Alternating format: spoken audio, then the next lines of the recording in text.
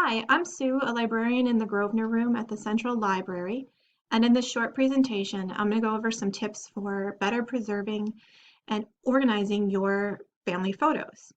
So part of the reason that we worry about photographs is that by their nature, they're going to deteriorate over time. They're made of a mix of chemicals and paper, and those are not particularly stable over time.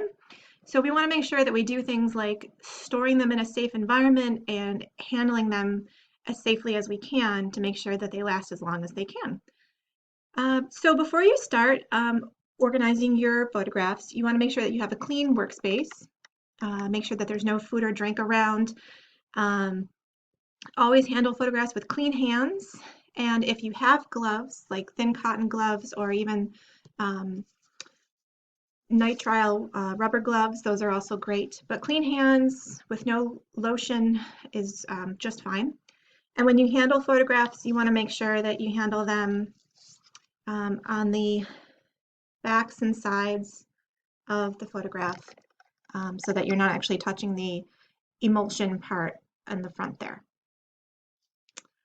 So if you're going to start to organize your photos, you might as well gather up everything that you do have. So that could be photos that are in shoe boxes, different albums that you have, those that are collecting dust on top of your fridge, like some of mine were, anywhere that you have them so that you can do kind of an overall survey of the different types of photos that you have and how you might want to actually organize them.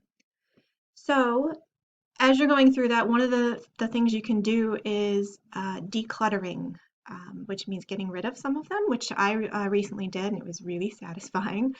If you've got double prints of a lot of photos, like we all used to get, you might have a lot of photos that you just don't need. It's okay to get rid of both copies of that blurry sunset that you have no idea where it was even taken. And thankfully, more recent photos, recent prints don't have the same type of chemicals in them that older ones do, so you can actually recycle a lot of those. Older historic photos that are a mix of those different chemicals and different paper layers, unfortunately, are not able to be recycled. So if there's other family you can give them to, or kids you can give them to maybe do some crafts, or find another way to reuse them, that would be great. But definitely declutter and only focus on what you actually want to keep and spend time and money on. So thinking about where to store them in your house. So attics and basements are not a great option. The temperature fluctuates, the basement is too damp and is prone to flooding possibly. Attics are too dry. Both of those areas we don't go into as often as other areas of our house. So if there's ever an issue like an infestation of some kind of critter, you might not notice it as soon and not be able to prevent some damage. So you want to make sure that they're actually somewhere in the main part of your house that you can kind of keep an eye on them, but not out in the open so that they're exposed to light. So what does that mean? That could be like a closet in a bedroom, on a shelf in a bedroom, maybe in a dining room, somewhere that's away from light and heat for the most part, but also where you can keep an eye on them. So the reason that you want to make sure that they're not in a very sunny room and just out in the open is that light can fade and make photos deteriorate faster. They can discolor. So if you only have one copy of a photo of your parents' wedding or your wedding or something like that, that's really important to you, don't get it framed and hang it on the wall across from a very sunny window because it will eventually fade. So a good option for that instead is to actually get a reproduction made of some of your favorite photos and display those instead and keep the original tucked away in the dark. Okay, so now some options for different types of storage. So what you want to do is make sure that you're buying your photo storage from a reputable vendor that specializes in products for archives and libraries, because that'll make sure that you're getting high quality products that won't interact with your photos and make them deteriorate even more. So one of the different types of things you can use are paper products, and that can be an envelope, it can be a folder, for storing even multiple photos in, which you would interleave sheets of archival paper that kind of looks like copy paper, but is actually special paper that I don't have at the moment. So paper, envelopes, paper folders, paper boxes also. Another thing you might want to think about is doing multiple layers.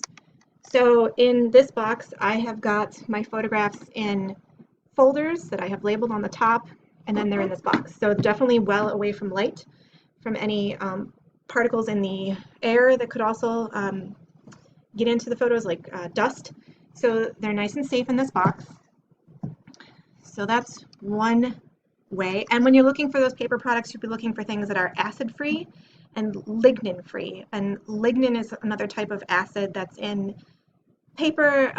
Both of those things, acid and lignin, can interact with the paper in your photos and cause them to become brittle and just deteriorate faster over time. So acid-free, lignin-free, and another kind of buzzword is buffered paper. It means that there's something in the paper that will actually prevent the acid from, or any acid from the photograph interacting with that paper too. So it is a little bit safer. So definitely see the resources I'm going to put on the blog about those different high quality vendors. The other type of storage is plastic storage, so plastic sleeves that come in all different sizes. That's where I'm keeping my cabinet card, right in there. And these come in these little individual sheets. They also come in sheets for binders and albums in all different sizes. So you can then store these in a nice binder that you can buy from those different vendors. And this is a nice sort of clamshell box I have that's actually a 3-ring binder inside, that there are some photographs of my mother in here. Nice plastic sleeves. And of course in a nice box, so definitely out of the light and away from anything else in the environment. A flat box like this is also a good way to store oversized photos. So smaller photos are just fine, sort of propped up in a box. And that's one way you might want to organize things, is by size. So if you have a lot of oversized photos, you might want to get a couple of boxes that can lie flat like this. They have lids, and then they'll just sit nice on a shelf. So there are some pros and cons to using paper and plastic. So paper, this paper envelope, I can really easily label. Same with this paper file folder. I can label right on here. I don't have to label the actual photo, which is kind of nice, but I will get into that in a moment. They provide a nice support. They're firm. They block out any light, so that's another way that they are protecting. Plastic, however, is great for photos that you think you might want to look at a lot, because people can easily tell what that is. They don't have to handle it. They don't have to go in and out of a paper envelope. So plastic is great for that. And again, this is like a special kind of plastic, I can't remember if it's polyethylene, but it's also goes by the name Mylar. And it is, it's also acid-free. It usually has passed something called the photographic activity test, and that'll be noted in the description from those different high-quality vendors, and it'll mean that it won't interact with anything in your photo. It's just not going to become chemically unstable, which is really great. So these plastic sleeves you can also store in boxes too. So if you got a box that, if you have a bunch of cabinet cards, you could get a box that would fit these, and you could store them all upright in that box, just like that. Okay, so that's plastic. So photo albums. If you have a photo album that happens to be falling apart, and maybe it's one that you didn't put together but you inherited, you can do a couple of things. You can try to take it apart and put it into a new photo album that you would buy from one of those high quality vendors. And something to keep in mind is that the person who compiled that might have had that in a particular order that made sense to them, and you might not want to lose that. So remember to keep that in the original order that you received it in, because there could be good information in that that you just don't understand why it's in that particular order now, but maybe later you will. If they're your own photos that you created, you can organize them however you want. chronological is, obviously good. And when you're doing albums, if you're creating a new album, you might want to use something like this from one of those high quality vendors that has individual sheets and that are all acid and lignin free. I haven't used this yet, but there are photo corners you can buy to adhere the photos to these pages. So that's another option. Make sure that these are also safe for photos, and buy them from those high quality vendors again. And then for labeling, you have a lot of options. Not a lot, but you have some options. If you decide that you want to label the back of photos, that's the way to go, not the front of the photo. You can use a soft number 2 pencil.